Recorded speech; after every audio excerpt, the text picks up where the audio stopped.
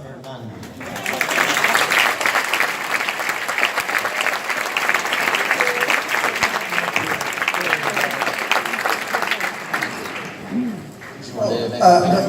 No, what I should do immediately is to give myself some support. And therefore, let me call to the stage wonderful Sophie Cookson.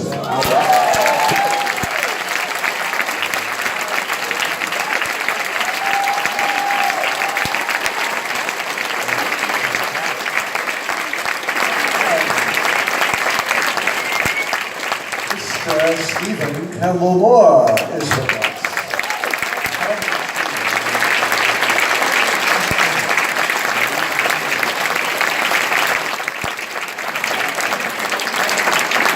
And finally, Teresa Svorba is with us.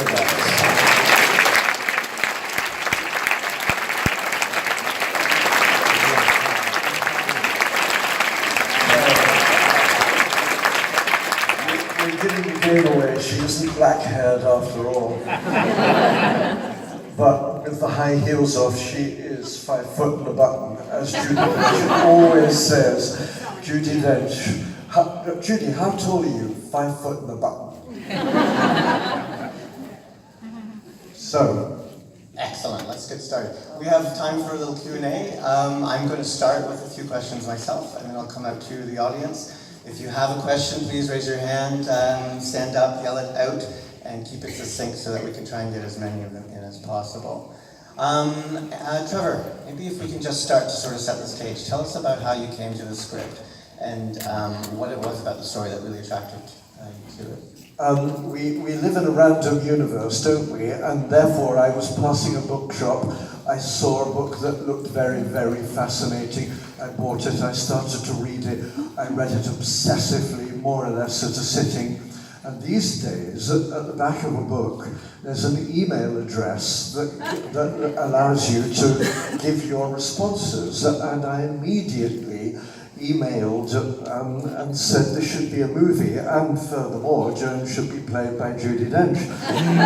Just 20 minutes later, in this wonderful new technological age, the writer, Jenny Rooney, emailed back and said, "Oh my God, how wonderful, the rights are still available, please, can we meet?" It went from there very, very swiftly, and probably only 8 or 9 months later, we were making the movie. So, yeah. I mean, that's a movie itself, it seems. Can you tell us about, so Judi was immediately... Judi was the person who came into my mind very, very, very early on in reading the book.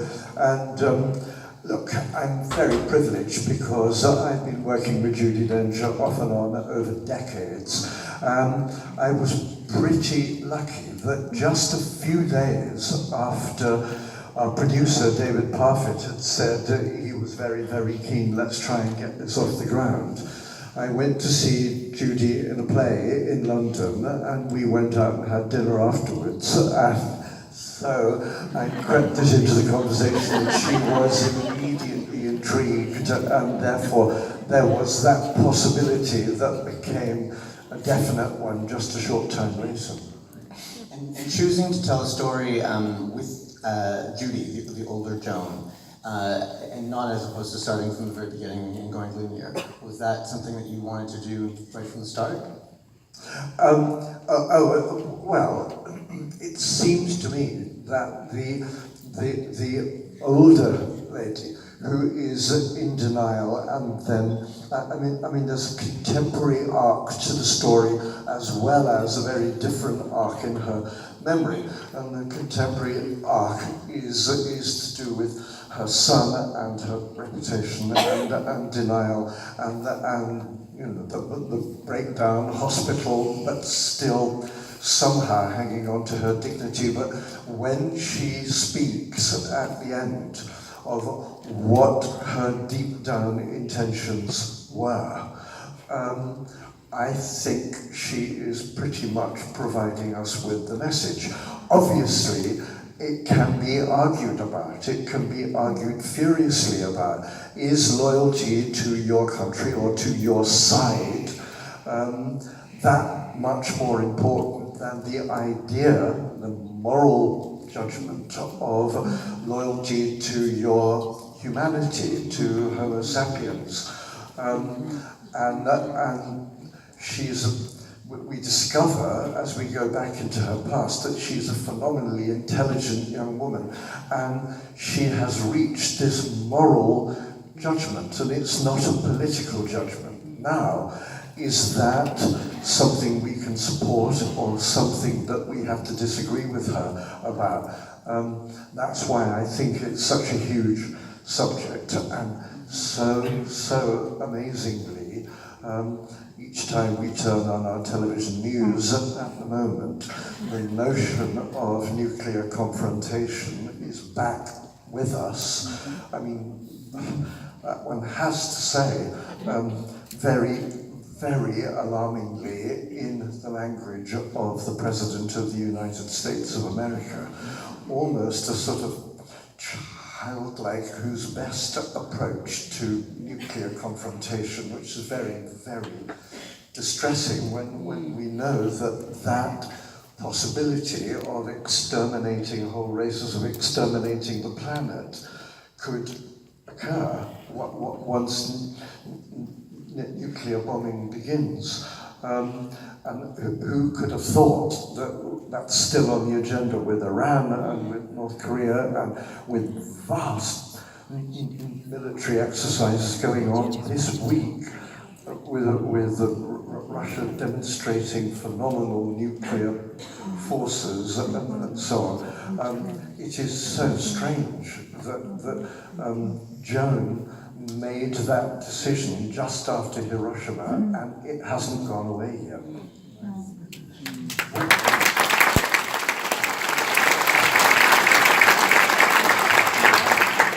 Sophie, maybe you can talk a little bit about doing some of the research for the film. Were there a lot of other stories of other women out there that you found, or is the story of Melita? No, well, the story of Melita Norwood is a good starting point, but Joan really does not have a communist leaning. All of the repetitive conversations with Leo, they're at odds with each other politically. And Melita Norwood was very much a communist through and through. You know, she was a member of the party her entire life. And Joan's relationship with Leo is in spite of his politics, not because of them. So I found that Jenny Rooney had written an incredible book, and the script was so full and so rich, and Joan really leaps off the page in every way. So for me, it was really doing that, and researching Judi, which is bloody fun research, and Trevor was really useful. Their relationship for the last few decades proved very, very helpful to me, getting a full, rounded vision of her. I'm so sorry, you switched me off.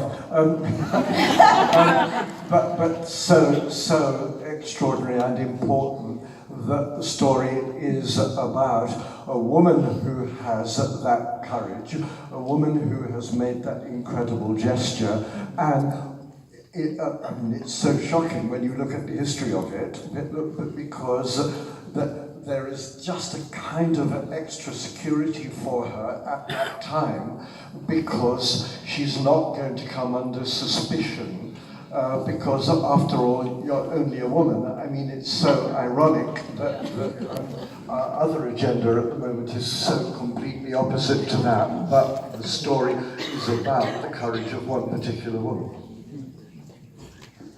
We have a question from the audience. Was there a relationship between Joan and the Cambridge Four?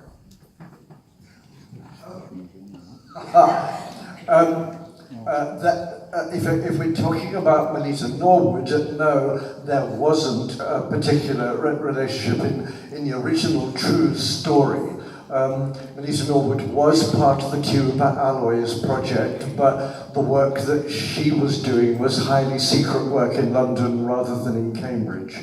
And therefore, what the novelist has done is to take us into that territory of the Cambridge spies, before, or were there 5, or were there 6? I mean, that argument still goes on. I think in the novel that scientist Keel sort of relates to Fuchs, who was unmasked, and Sir William relates to the Cambridge. The Cambridge graduates who got into Foreign Office or high diplomatic positions. Yes, right over here. Oh, this will be an interesting one. The lady was asking about how Trevor has spent a lot of time directing Shakespeare. Are there Shakespearean influences for you in, I guess, in directing this film? You know, the extraordinary thing about Shakespeare was that he was a first in writing major roles, leading roles for women, and especially mature women. Whereas most of the writers contemporary with him kept women's parts very, very small. And Shakespeare writes the part of Rosalind, which is almost as long as Hamlet. In terms of this context, there is a wonderful old lady, Volumnia, the mother of Coriolanus, who has phenomenal courage and goes out to confront her son, who is at the head of an invading army, in order to save the state. And indeed, Judi Dench once played Volumnia, so that there's that kind of connection. But also, in terms of huge intelligence, Shakespeare invests that in a character called Cleopatra, the most articulate and the most quick-witted of any character that's ever been written, also brilliantly played by Judi Dench.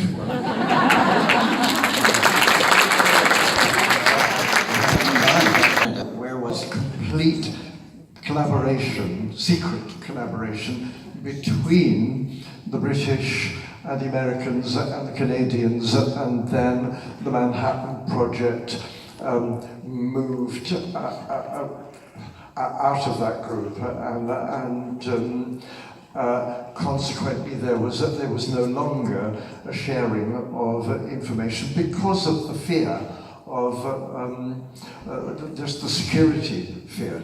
But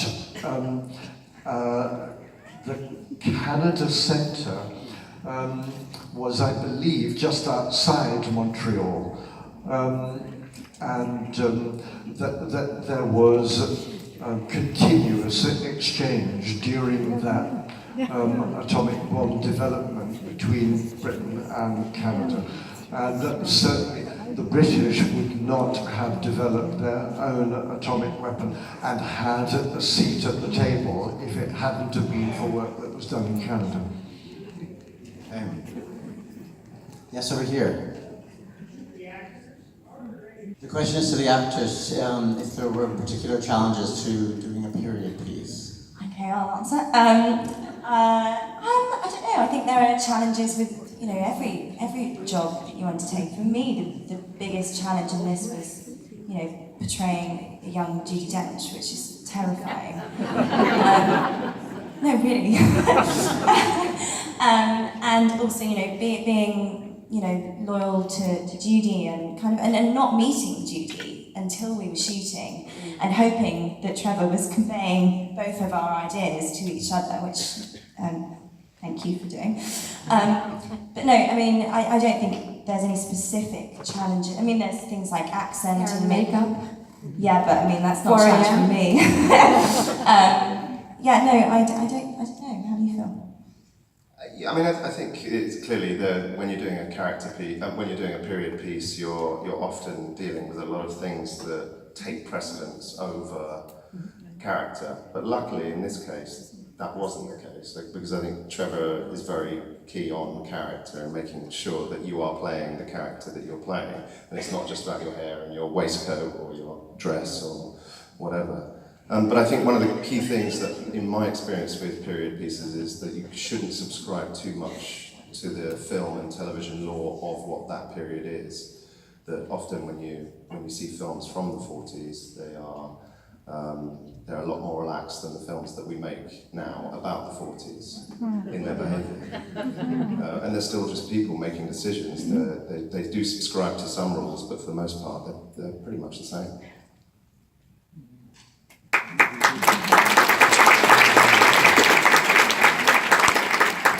That's right here.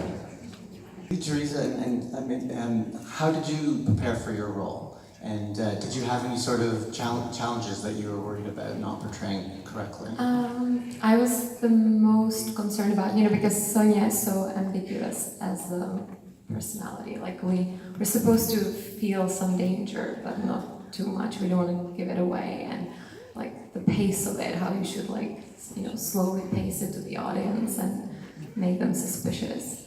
So, and of course you don't film chronologically, so that was kind of the work I put into that, and most of my notes, how I should reveal, and she's still a friend, and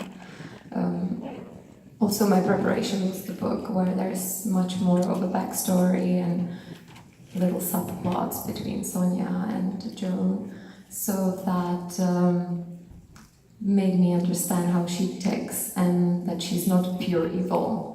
She cares about her in many ways, but then there's the cause, and there's her own agenda as well, and they're in love with the same guy. So yeah, so that was the ambiguity, the pace of it, and that was my main concern. But in terms of accuracy of casting, the role of Sonia, she's born in Russia, and then quite young she goes to Germany, and then from Germany she comes to England. And Teresa was born in Czechoslovakia and then went to Germany and then came to England. So there's a wonderful authenticity going on there. I think that's the only thing we have in common. I was actually quite worried when I saw myself so evil. Stephen, what about you? I think the thing that I was most concerned about was seeming credible when talking about science, because the first week's rehearsal we ended up having quite a lot of conversations about nuclear fission and what an atom was. And, Trevor's very knowledgeable, so that helped. And then I did my own research and tried to get my head around it as much as possible. But anybody who's read Stephen Hawking, I know that I got about halfway through and then realised I'd hit a ceiling as far as my ability to understand was concerned. So that, basically. In terms of my preparedness, no, this is absolutely extraordinary. I have a son who has just become a junior professor, and he's a particle physicist. And I tell him he gets it all from me. But I think the last proper scientific conversation I was able to have with him was when he was 13. And then I got lost. I couldn't keep up with him.